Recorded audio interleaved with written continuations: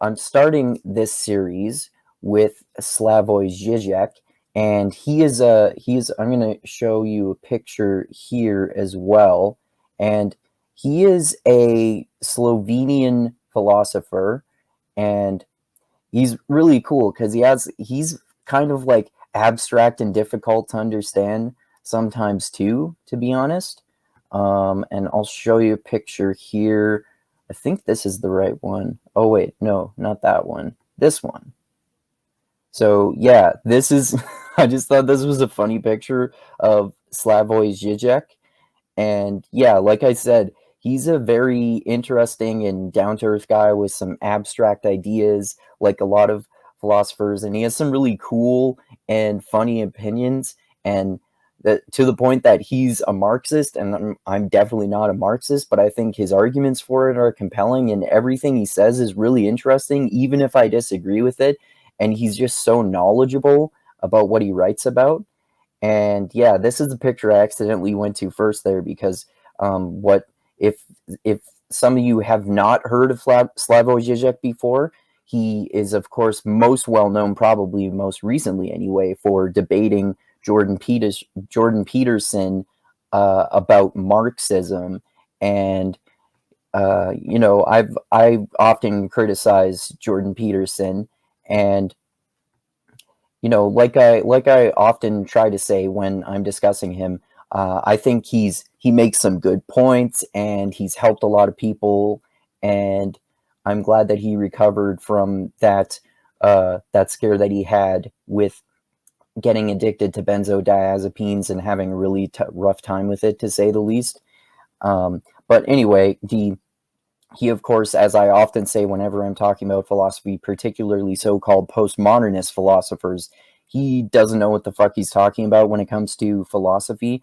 And he clearly, from this debate, doesn't know what the fuck he's talking about when it comes to Marxism either. I think they actually had a pretty constructive and civilized debate, so it's worth watching if you guys haven't seen it. But he admitted before the debate that all he's read about Marxism is the Communist Manifesto. And like I said, I'm no expert on Marxism, but Slavoj Zizek has written, like, I don't know how many books, but at least 10 books, and Jordan Peterson read none of them. And like I said, all he read about Marxism was the Communist Manifesto, and it was clear that he didn't really know what he was talking about, and Slavoj Zizek understood it a lot better. But anyway, I'm also going to share my screen here because one other distinctive thing about him is that he talks in a funny voice, and he talks like, and he sniffles a lot and touches his nose, so he's got very characteristic mannerisms there. So I'm going to share this screen too, and I'm just going to show you like a few seconds of him talking. I don't know what's going on with this window here. Oh, there we go. There we go. There is in this attacks of Habermasian rationalists and so on Heidegger, in this, to put it bluntly, their attempt to criminalize Heidegger. There is something much more ominous going on. I claim that if you really look at it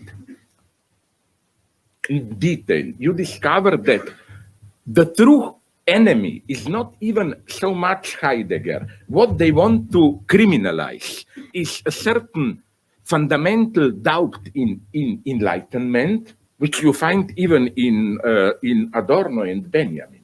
And even so yeah, that's basically just giving you a little taste there of what Slavoj Zizek sounds like. He's kind of like hard to understand because for people in our Western culture anyway, if you're in the Western culture watching this, because we're not used to his Slovenian accent, and he has that weird sort of speech impediment, or I don't know, whatever that is. But anyway, check him out if you haven't seen him before.